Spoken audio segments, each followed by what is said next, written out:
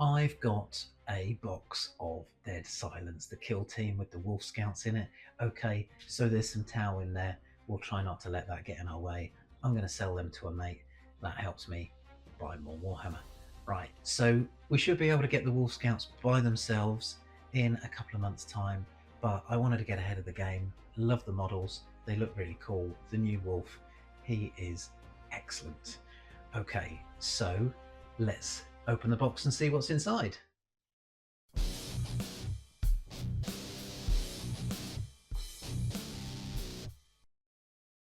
Very excited. Back from the shop. Let's see how exciting this is. It is Dead Silence. So, as you may have figured out by now, I am a massive Space Wolves fan, and I really wanted this set for the very exciting Psyker here. A couple of other things to point out. We've got a plasma gun here. This is the Instigator bolt carbine, and although this is the kill team, see this bolt pistol here, that's the absolver bolt pistol, which I believe is very similar to what chaplains get, thinking about the name of the weapon. And then in 40k, everybody actually gets a plasma pistol as standard, and then you swap it out for the various weapons. So let's have a look at the back of the box. Very exciting. So here we go. This answers this question. If you look at this base here, let's say I'm 1-to-1, look at this base here. Well, I thought it was going to be a 40mm base, but it's not. It's not like the Fenrisian Wolves, it's like the Head Takers. It's the oval base, like that. Really cool rune staff. He's holding a rune out, looking pretty cool as that kind of Psyker. Is he a rune priest? Is he a Psyker? Well, we'll have to figure that out. He might be a minor rune priest. So let's dig in and see what's going on. So I took the liberty of just using a knife across here. Oh, looks like I've cut in a bit too deep, but hey, I wanted you to be here for the unboxing. So, dun dun dun dun dun. Cool. Let's put that box to one side over there. Now, instructions. Everybody needs the instructions. There's some cool stuff here. We have special instructions, so you will be able to read this. I'll put this up on the screen so that you can read it better. Reversible parts, choice of parts, variants. Fenris.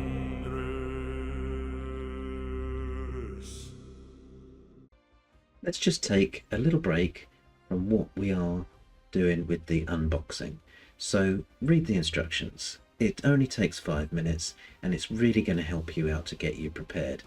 So if you're buying this for somebody for Christmas Day or a birthday or something like that, it's really annoying if you have to go and get more stuff. It's a little bit like the batteries not included. Okay, so you will need cutters. These really fine side cutters are really good. Those are the Warhammer ones in the picture there. Get the cutters. Be really careful, because I have mashed up a really intricate part by just not paying attention and maybe going a little bit too quickly. We'll cover that in a build section. So the mold line scraping tool, these are made by injection molding plastic, and sometimes on the flat edges you can see a line. I've painted a written model to a really what I feel is my best effort standard, and then I've been posting a picture on Instagram and I noticed a mold line that I hadn't even spotted. It can be really frustrating, but these mold lines, just get rid of them. You can look at your model in a new light after you've scraped off all those lines. And the glue. Two types of glue that really need to quickly talk about is super glue or plastic glue. That's the Citadel plastic glue there. Number one is plastic glue may be called plastic cement, depends how old you are, if you remember it being called that. So it melts the plastic on both sides, and then when it dries it actually sets, and that becomes one piece of plastic. Really good for the build, you know, the structure of your model, so you don't drop it and arms fall off or something like that. On the flip side of that, super glue is great. and if you actually pull something off after it's set, sometimes it'll just snap off and it'll be great. Great if you want it to, but as I said, dropping it, not good. So I prefer plastic glue, especially if I'm setting everything to be the exact thing. Just be aware. We'll talk about that a little bit more in another video about how to put models together, but read the instructions for all of the tools. Glue is going to have some nasty fumes. Just take care of yourself. Now, we are Space Wolves, so these are the runes of explanation. These are our guide runes. There will be special instructions. They'll be talking about using matching parts. We'll come to that when we actually get through the instructions. Build this many and build the number required up to? I don't get that. Okay. Well, we'll see what it looks like in the instructions. I can't imagine that without an example. Variant assembly. Okay, there are always going to be weapon options and different arms and heads and various things like that. Usually the body is fixed because the body goes with the right legs and stuff like that in these sets. And the variation, you need to have a little think about that. We'll talk about that a little bit more when we talk about putting the models together and making sure that they are what we call WYSIWYG on the table. So choice of parts. Okay, you've got choices. You've always got choices. You can ignore all of the instructions and build them exactly how you want. That's entirely up to you. It depends where you are in the experience of building. Paint before assembly. I don't think that's going to be in every kit, but I've seen some of the vehicles where they have like a cockpit where the pilot is in the cockpit. Maybe you want to paint him first before he goes in, or paint the inside of the cockpit, and all of those kind of things. Assembly sequence sounds logical. Reversible parts, interesting. Can't think about that without an example. Dry fit stage before gluing. That's always a good idea. Just have a little practice before you put the glue on. Sometimes you might accidentally put too much glue on and it all splodges out, and then all of a sudden you're wiping it off to try and make sure you maintain the detail of your model. Just have a look and see how it goes together. So you can use the right amount of glue. Maybe even use a thinner glue. Or do not glue the components at all. So if there's something that's supposed to move, there's a few bits like that, you know, maybe a weapon that goes up and down, or an arm that moves. Very cool. Stage complete. Sounds good to me. Let's move on. Right, standard instructions. Use the correct bases. Why? Okay, so it's actually because it makes the game fair and balanced. It's part of the game design. If you don't care about that because you're not going to be playing the game, you're going to be putting these on your shelf, use any base you like. Or don't put a base on at all if you're making a really cool diorama. But the most important thing to say is if you had 10 units which are all on 25mm bases, round, and they're all supposed to be on 32mm bases, you could hide behind a building better, and that's not fair. So that's why Games Workshop Warhammer have designed the game. They tell us what bases to use, and then it makes it fair. They bring out instructions on, it's called the balanced data slate. They bring out changes to the rules and stuff like that, but it's all really important to keep the game fair. And last one, decision time, build variants. We're going to carry on with the unboxing now, but we're going to come back to this and just look at what are the different options. Could it be part of the Kill Team variation? Could it be part of the Warhammer 40k 10th edition variation? So as I say, some people like to play with models that are WYSIWYG. What you see is what you get, and sometimes it's really helpful for me when I'm looking at my models. I want to remember what they've got, and the best way to remember what they've got, weapons and, you know, maybe a chain sword and a bolt pistol, or a power sword, or a power fist, is for them to actually look how they're supposed to be. So there'll be more guidance to see what the options are for this set. Warhammer tournaments will normally require things to be WYSIWYG. So enough of that. That was just really good to go through. Let's get back to unboxing.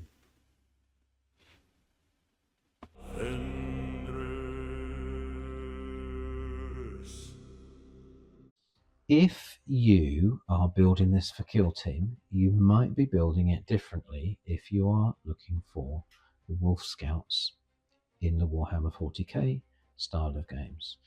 So, very quickly, Kill Team. Kill Team is a different game inside Warhammer 40k. I prefer to play Warhammer 40k 10th edition at the moment. Kill Team is a slightly different game where you have fewer models. This would be your whole team for Kill Team. Sorry about the light. This would be your whole Kill Team. And you would activate each model one at a time. Now in Warhammer 40k, this would be one unit and you'd activate your whole army at one time and they'd all move together. So it's a different play style. Now one thing is, looks a little bit like Call of Duty, but I love it. I love the two-headed wolf with the blood claw coming out, and then there's a star on there. Just another reference to the wolf that stalks the stars. Maybe another hint for Russ returning, but I don't know. That could get you into a whole load of different story. So we're going to go through these instructions. These are some very exciting heads there. So I love wolf heads. They hardly ever wear helmets. I do put helmets on my guys occasionally, but in a kill team it looks like they don't want helmets, because if you read the stories, they are judging the sights, the smells and everything firsthand. They've got heightened senses as being space wolves, and so they don't use helmets very often. So even if we use 1, 2, 3, 4, 5 of the heads for these guys, we've got 3 heads left over for potentially another set of models and doing some kit bashing. I always prefer to build my first set as the box art. I know that sounds a little bit strange. Some people prefer to be a bit creative, but I like to do that and then I like to get creative, because if you imagine inside Warhammer 40k, this could be a 5-man team, but also there could be another 5 and another wolf. So that's part of the rules where you can actually have a bigger team. And I will explain to you in a little bit why you probably don't need to buy another box. We've got the Hounds of Morkai, who have gone into Legends. And let me just show you a Hound of Morkai very, very quickly. So this guy's, I'll put that here. So this guy is a Hound of Morkai. So what can you notice about him? Well, he's got a combat blade and he's got a bolt pistol. Okay, so if you notice him there, he is Phobos as well. Slightly darker paint scheme, but if you've got spare Reaver or Hounds of Morkai models, they are going to be very, very useful when we come to build up the second part of this team. So very happy with this box set. I'm just saying that I don't think I need to buy another box from the bits that I've got. And this guy here, so I'm going to show you now a Cyberwolf. Okay, let's just have a look at the Cyberwolf. So not quite the same as this Stalker guy here, but a different size base as well. So remember I was saying a minute ago I was interested in what base size this guy was on. So that's a Cyberwolf. He's gone to Legends as well. He used to be a leader, so not anymore. He is not usable in the current 40k game. If you're playing Crusade, you'd be able to play him, but not in the current game. Anyway, let's get back to the box. It's far too exciting. Back to the box. I'm talking to you about the second phase, which is basically building up. That was a funny noise. Building up the second half of the team. Lots of bases, 32mm bases. Good, we need those. What else have we got in here? These are our guys. Dun, dun, dun. Okay, so very exciting here. We've got half of a wolf. He seems to have some kind of backpack or harness or something there. He's maybe a locator beacon or something like that. Or if they're all out doing separate things, maybe there's some way to control him. It's quite cool. Things I pointed out on the box art, there's our Instigator bolt carbine. Now, if that was on an Eliminator model, then that would be move and shoot. Now, if you're new to Warhammer 40k, there's lots of different units.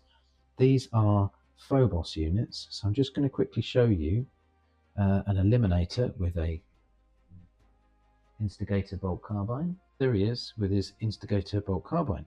Now what that does on an eliminator, so I'm trying to teach you other things while, well, teach you, might already know this. So an eliminator team, if this guy's got the Instigator bolt carbine, he can shoot and then move. So you move, shoot, and then move again afterwards. So I wonder if that's in the rules for this guy. I don't think it is. That's specific to the eliminators. So back to these guys over here. What else have we got? So this here is a Haywire Mine. So also used in cursors. So again, just show you one of those. So here we go. Here's my incursor model, and he's got that Haywire Mine there. And what that does is, in the game, in the 40k game, that can put some mortal wounds, and we'll talk all about mortal wounds another time, but that can put mortal wounds onto either a vehicle or another unit. Got the axe here. Not too impressed with that axe. I've seen better ones, but hey. And then look at that shiv there. I wonder what that is, what model that's going to go on. Very cool. Plasma pistol, plasma gun, Instigator bolt carbine, we talked about that. Very nice sword or combat blade sheath there. There's that. Quite stubby, a little bit like a Roman sword or something like that, but we won't get into that. That's more Ultramarines. And this is really cool. I'm looking forward to seeing that on the model. This is the guy holding the rune. That's his hand there. He's holding that out. Not entirely sure what that's doing for him in that scene, but there's his runic staff. So he must be a psyker, but whether he's actually listed as a rune priest or not, that is yet to be seen. Okay, so what else is in the box? That was time well spent, everybody. So time well spent. So we have, obviously not forgetting, the other half of the box is Tau. We've got these drones here. Is that the same one, or is it two drones? Okay. Yep. Two drones on these clear sticky things. Now I am very pleased to say that to help me to buy this, I've actually got a friend who's going to take the Tau half of this box off of me and give me some money, and obviously I'll be using that money to buy more Space Wolves or paint or something to do with the hobby, but they are looking pretty cool. Okay, right, back to the box. So need a little bit of oof to get this out. There's some, let's just put that to one side for a second, see what's in here. So we've got our usual transfers, and some of these are linked to the lore. Okay, so if you've got the Codex, you can read about the Death Wolves, and then you've got the Dusk Wolves. So they were new when the latest Codex came out. Some of the icons have changed for their shoulders. So the Dusk Wolves are a new. When a Wolf Lord takes over a company, then basically he will choose a new icon, and this guy chose the Dusk Wolves. I can't remember his name. I'll go and find that out. The Bloodmaws and Champions of Fenris. So these are the ones that I want, because I want my guys to be the Champions of Fenris. Very much like this wolf that stalks the stars, a white wolf on a black background. I like that very much. And then you've got the Blackmanes, which is Ragnar Blackmane, and it's got the classic wolf shoulder, which, funny enough, that's exactly what I showed you a minute ago on these guys. So if this guy is stalking around, then I think I've made a bit of a mistake by making his shoulder yellow. I should have made it this colour, but that's all about painting schemes and stuff like that, and that is entirely up to you. So Tau seem to have some transfers there as well. Not my area of expertise, but there we go. There's the base for our wolf.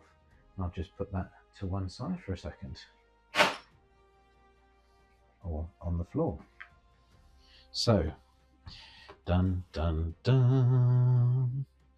Drumroll, please. What's in here? Ooh. Well, number one, just to show you, you've got to appreciate the artwork and everything that's going on here. So this is a kill team interaction in progress. Looks pretty cool. I'll give you a better shot of that without the light. So nice bit of artwork there. Love that. So it's the tower versus the space wolves, trying to figure out what to do. Looks like it's a Necron world, and trying to figure out what to do with that objective. Cool. Well, what's in here? So it's all going to be very kill team orientated, which means I am not the expert on this. These are kill team cards. Get to those in a second. This is very nice. A book of game. Well, I think I spotted the explanation for that in here. What happens is, over a campaign, I think if you're playing kill team, then you will show your progress on there. Stop banging the camera. So let's have a quick look at the book. Ta-da! Wolf Scouts. Excellent. Some nice words here. Nice bit of artwork. I like that very much.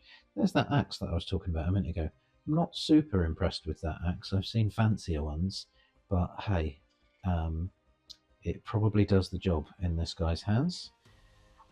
And then a little bit more words. Really quite exciting. Might sit down and read this with a nice cup of tea or coffee, we'll see. And the Wolf Scout Operatives. I'm liking this very, very much indeed. Rune I'll say that again. Rune Priest Skald. Excellent. So he is a rune priest. Like the librarians of other chapters, Rune Priest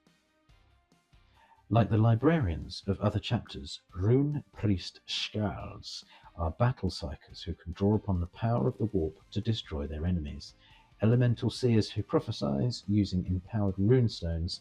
They can rouse psychic blizzards and ear-busting thunders, or even implore cold rock to yawn open in a chasm to swallow the foe. That sounds pretty cool, doesn't it? Especially if you're on the giving end as opposed to the receiving end. And yes, that's why he's holding the rune out in front of him.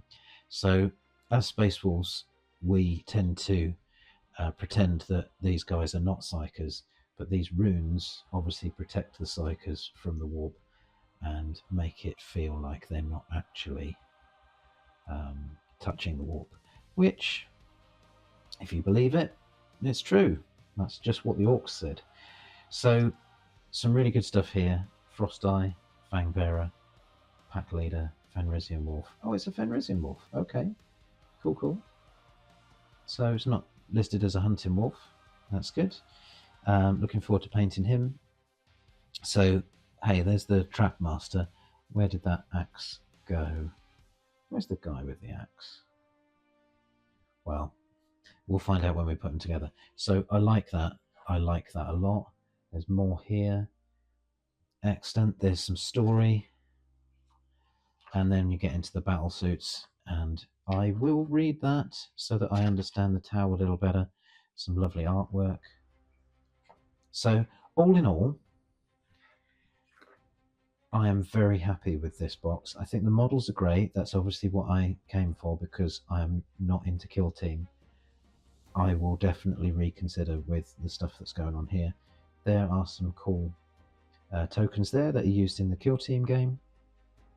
So if you don't know kill team, now I think I may have mentioned this a minute ago, but you activate your units one at a time. Hey, here's a repeat of that art. So you activate your units one at a time. I mean, you've only got five guys. I should have said models. You activate one of your models at a time.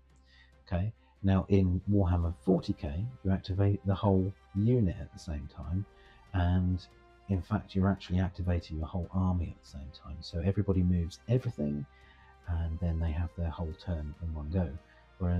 the Kill Team game seems like it's a quicker game. It's obviously a smaller game, and you get to be playing all the time, as opposed to waiting for somebody to move their entire army, or waiting for them to shoot you. So it seems like it's better for smaller games and shorter games as well. So I might have another look at Kill Team. I have played it a couple of times, but some of the stuff is quite confusing if you're trying to remember two different sets of things. And I'm going to try and say this. It is the Sisyphus Expedition Campaign Log. Okay, so more ways to write down how your game works. Okay, so I'm going to do this. I'm going to look at these cards, but I must say things are going to be slightly different in the Warhammer 40k when I'm going to be using these as Wolf Scouts as opposed to a Kill Team. Wolf Scout Pack Leader. There's always a Pack Leader. It's never a Sergeant. It's always a Pack Leader. Wolf Scout Fang Bearer. Now that's a specific name for the Wolf Scouts in Kill Team, so I wouldn't call him that in 40k, but he's very cool. He's got a bolt pistol and he does some stuff there. The Trap Master. Trap Master sounds pretty cool. He's probably the guy who's got the mine. Yes, he is. Okay, so it's 2d3 plus 3 damage,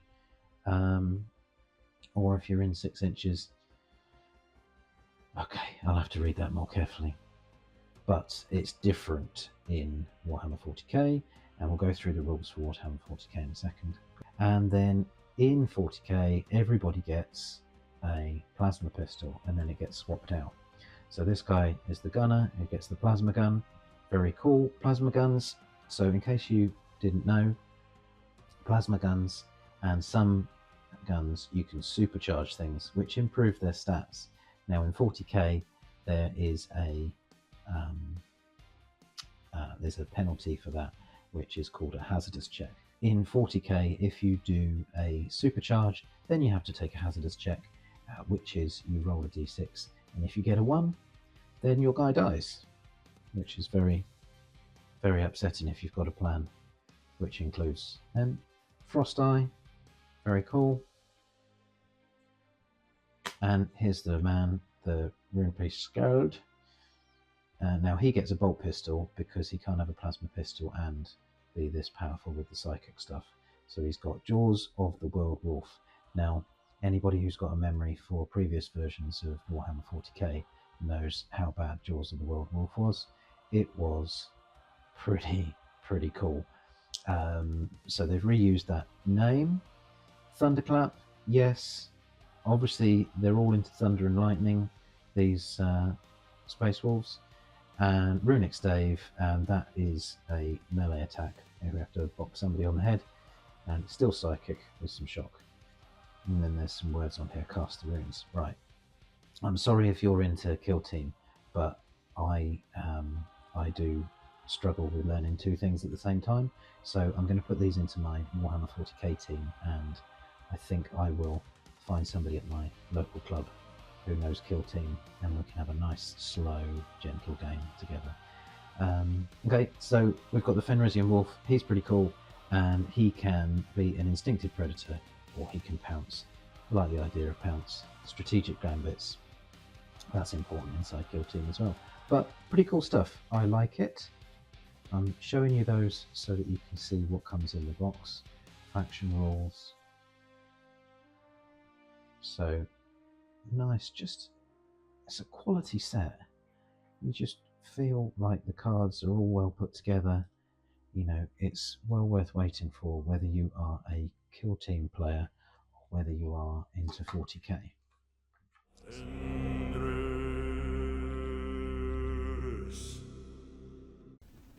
So, I want to talk about Phobos just for a second. It's worth a look, okay? Now, the sneaky detachment, well, let's not call it sneaky. Space Wolves are cunning. So, the Vanguard Spearhead, now that was very interesting in its time. Some people are still looking at it, but it was really popular for a period of time. There was a Phobos Captain where you could move some stuff around at the start of your before the start of your turn, actually, before the battle round started, after deployment. Okay, so it was popular before the Space Wolf specific detachments arrived, and actually there's an enhancement in Saga of the Great Wolf which does exactly that. So we love a bit of cunning, you know, it's not all about running and throwing axes at people. There's a little bit of cunning involved in some Space Wolf play. So Phobos is supposed to be lighter, more agile armor for doing some of these sneaky tricks, and scouts have got it, and the eliminators have got it. We talked about incursors as well. Take a look at all of those, but look at this guy. This is the Invicta Tactical Warsuit, which was in the previous Combat Patrol with Halder Icepelt. Now the new Combat Patrol has got Blood Claws in it, and it's got Wolfen in it, but it could be worth taking a look when you get into different levels of being into the Space Wolves. So we've talked before about, you know, entry level is Blood Claws, you know, become a Grey Hunter and then become a Wolf Guard. I would say the Phobos stuff could be somewhere between Grey Hunter and Wolf Guard. It's a little bit medium to advanced, but take a look. It's really interesting to do things in a different way. So the best thing about this guy is that if you shot my Phobos guys within 6 inches of this guy, then he got to shoot back in a normal shooting phase. So we've got Overwatch. Overwatch is a bit naff because you're hitting on sixes. Sometimes it's worth it, most of the time it's not, but this combat support ability is pretty cool from these guys. I've seen some lists where there's 3 of these guys in a triangle, and they also have the Phobos keyword. So if you shoot this guy, his 2 friends shoot you back. So take a look at that. But that's Phobos. Just wanted to get that out of the way so that I can talk to you a little bit more about how to build these Wolf Scouts. Go to the Warhammer community website, go to the downloads page, and you can find the data sheets for these guys. This is going to tell us how we build a team, a unit, which can actually be played in the game. And it's taken me a while to get the hang of how these kind of things come together. I've built not whole armies, I've built units before with the wrong guns, and then I've looked at it and gone, oh, I've got to take his arm off and do something different. Okay, so I'm going to try and be clever, tell you a couple of things before this happens. War gear options, that's where you're looking at. So let's look at the models, look at the rules, get the war gear options going. Here's their abilities. If you imagine they first came out with these physical cards when we first got the 10th edition, we're not getting physical cards anymore, but this is a PDF that you can download for free. So go and get it. Talks about the war gear abilities. There's the Haywire Mine that we were talking about earlier. You've got Deadly Stalkers, which is quite good fun. If you can pick off a separated unit that doesn't have another unit from the opponent's team within 6 inches, you get +1 to the wound roll. That's pretty cool, and that's in melee and shooting. Hunting Hounds, that just basically says that the hunting wolf is getting some OC if there's a character in range, which is fair enough. Okay, excluding Wolfen models, because don't forget, Murderfang is a character and a Wolfen. Okay, so let's keep going. I think we have some choices to make.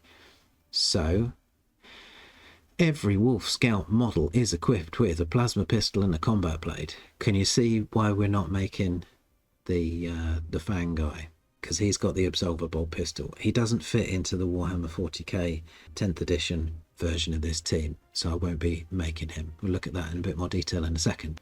That's what you get when you start with. The pack leader has a plasma pistol and a power weapon. That's okay, that'll be in the set. That'll probably be the first guy that appears in the instructions. But these are the war gear options. If I want to make 5 scouts and a wolf, excellent. That's exactly what the box has got. Plasma gun, Haywire Mine and plasma pistol, and the Rune Priest. Those are the 3 most important ones. And then the plasma pistol guys seem a little bit like an afterthought, but they are 2 standard Marines in that team. 2 standard scouts. Now if I go to 10 scouts and 2 wolves, there's a line at the bottom of there which says if this unit contains 12 models, then I can have an Instigator bolt carbine. Why do I want one of those? Well, it's a pretty good sniper weapon. It's doing 2 damage. We saw that on the Eliminator earlier. it's pretty cool. I think I do want one of those, but I can only have it in the 12 model squad. So 10 scouts and 2 wolves. So that's going to be in the set. I think I've got some choices to make. I need to go and have a look at my bits box of leftover stuff from other teams. I think if I make the 5 scouts and a wolf, plasma gun, Haywire Mine, rune priest, I think I need to look at my Hounds of Morkai and my Reavers and my other Phobos guys that I've got stuff left over from. What have I got left over in the kit? I think the most important bit is to make the plasma gun, Haywire Mine, rune priest, and of course one of those plasma pistol guys is actually the pack leader. Just put that in a little easy to read table. Whether you feel that that's easy to read or not, I don't want to blow your mind. But this fang bearer guy, he's not getting made. I'm so sorry. Now, if he was in the kill team, he's probably got some cool abilities in the kill team. But if I ever play kill team, I'll get one of my Hounds of Morkai and I'll use him for the fang bearer. It's all going to be okay. I'm going to make what I just said earlier, the rune priest. I'm going to make the guy with the plasma gun, and I'm going to make the pack leader and the guy with the Haywire Mine.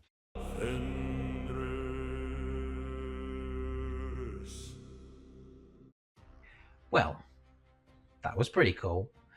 I liked all of the stuff in the box, and I promise that I will take another look at Kill Team. I will find somebody who knows the latest rules. Played a little bit of second, and now I think it's third. I need to check that out. Anyway, finding a friend in the local club is a really, really good idea for learning the new game.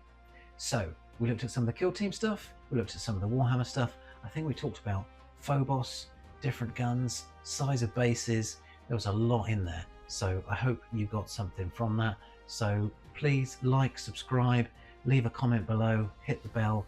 I tell you what, if I missed something or if I got something wrong, put a comment and I'll do my best to make it right. But hopefully see you in the next video.